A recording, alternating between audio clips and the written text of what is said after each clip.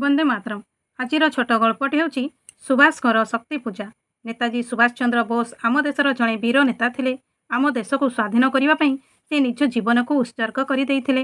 1897 ଖ୍ରୀଷ୍ଟାବ୍ଦ ଜାନୁଆରୀ 23 ତାରିଖ ଦିନ କଟକର ସରକାରୀ ଓକିଲ ବାହାଦୁର ଜାନକୀନାଥ ବୋଷଙ୍କର ଘରେ ଗୋଟିଏ ପୁତ୍ର ଜନ୍ମ ନେଇଥିଲା। ତାର ନାମ ରଖାଗଲା ସୁଭାଷ ଚନ୍ଦ୍ର।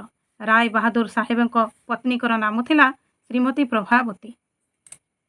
ପୁଅ ଜନ୍ମ ହେବା ଅଳ୍ପେ ସମୟ ପୂର୍ବରୁ ଜଣେ ବୃଦ୍ଧ ରାୟ ବାହାଦୁରକୁ କହିଥିଲେ, ଆପଣଙ୍କର ପୁତ୍ର ହେବ। ଈଶ୍ୱର ଚାହିଁଲେ ତାର ବୀରତ୍ୱ କାହାଣୀ ସୂର୍ଯ୍ୟଙ୍କ ପରି ତେଜମୟୀ ହେବ।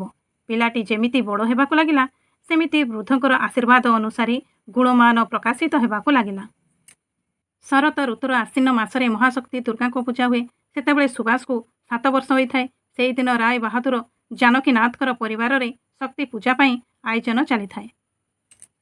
ପ୍ରଭାବତୀ ଦୁର୍ଗା ଦେବୀଙ୍କର ସୁବର୍ଣ୍ଣ ପ୍ରତିମାକୁ ସ୍ନାନ କରାଇଲେ। ଚନ୍ଦନ ଓ ସିନ୍ଦୁରରେ ଦେବୀଙ୍କ ମସ୍ତକ ଅତି ସୁନ୍ଦର ଦେଖାଯାଉଥାଏ। ତାପରେ ପ୍ରଭାବତୀ ଦେବୀଙ୍କ ଗଳାରେ ଫୁଲମାଳ ପକାଇ ଆଳତି କଲେ ଏବଂ 2 ହାତ ଯୋଡ଼ି ପ୍ରାର୍ଥନା କଲେ।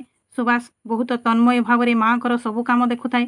ପୂଜା ସରିବା ପରେ ପ୍ରଭାବତୀ ଦେବୀ ଦୁର୍ଗା ମାଙ୍କର ପ୍ରସାଦ ଥାଳି ଆଣି ସୁଭାଷଙ୍କର ସାମନାରେ ଠିଆ ହେଲେ ଓ କହିଲେ, ପ୍ରସାଦ ନେ ପୁଅ। କିନ୍ତୁ ବାଳକ ସୁଭାଷ ଚୁପଚାପ ବସିଥିଲେ, ଯେମିତି ସେ କିଛି ଶୁଣି ନାହାନ୍ତି। ତାଙ୍କ ଆଖି ସିଧା ଶକ୍ତିଙ୍କର ମୂର୍ତ୍ତି ଉପରେ ପଡ଼ିଥିଲା। ପ୍ରଭାବତୀ ପୁଣି ଡାକିଲେ, ପୁଅ ଦେବୀଙ୍କର ପ୍ରସାଦ ନେ। ଏଥର ମାଙ୍କର ପାଟି ଶୁଣି ସୁଭାଷ ସ୍ୱପ୍ନରୁ ଉଠିଲା ପରି କହିଲେ, କେଉଁ ଦେବୀଙ୍କର ମା? ପ୍ରଭାବତୀ କହିଲେ, ଯାହାକୁ ଏତେ ସମୟ ଧରି ଦେଖୁଥିଲୁ ସେଇ ଦେବୀ ଦୁର୍ଗାଙ୍କର। ସୁଭାଷ କହିଲେ, ତାହେଲେ ଏଇ ଅଟନ୍ତି ମହାଶକ୍ତି ମୁହଁ ଦୁର୍ଗା ମା? ପ୍ରଭାବତୀ କହିଲେ, ହଁ ରେ ପୁଅ। ସୁଭାଷ କହିଲେ, ତାହେଲେ ମା ତୁମେ ମହାଶକ୍ତିଙ୍କର ପୂଜା ଏହିପରି ଧୂପ ଦୀପ ସିନ୍ଦୁରରେ କରୁଛ? ପ୍ରଭାବତୀ କହିଲେ, ଆରେ କେମିତି ପୂଜା କରାଯାଏ? ସୁଭାଷ ସେତେବେଳେ ପୁରା ଗମ୍ଭୀର ଥିଲେ, କିନ୍ତୁ ସଂକେତ ଭାବରେ ସେ ନିବେଦନ କଲେ, ନା ମା, ଶକ୍ତିଙ୍କର ପୂଜା ଧୂପ ଦୀପ ନୈବେଦ୍ୟରେ ହୁଏ ନାହିଁ। ଶକ୍ତିଙ୍କର ପୂଜା ତ ସତ୍ୟ ପୂଜା ଅଟେ। ଶସ୍ତ୍ରର ଝଙ୍କାରରେ, ପାପୀମାନଙ୍କର ରକ୍ତରେ, ଅସୁରମାନଙ୍କ ଦମନରେ ତ ଶକ୍ତି ପୂଜା ହୁଏ। ଶକ୍ତିଙ୍କର ପୂଜାରେ ଆତ୍ମବଳି ଦାନର ଆବଶ୍ୟକ ଅଟେ। ସେ ସାଧକର ରକ୍ତ ଚାହେଁ। ଏହା କହି ବାଳକ ସୁଭାଷ ଗୋଟିଏ ଧାରୁଆ ଛୁରୀରେ ଚଟାପଟ ନିଜ ଆଙ୍ଗୁଳିକୁ କାଟି ପକାଇଲେ।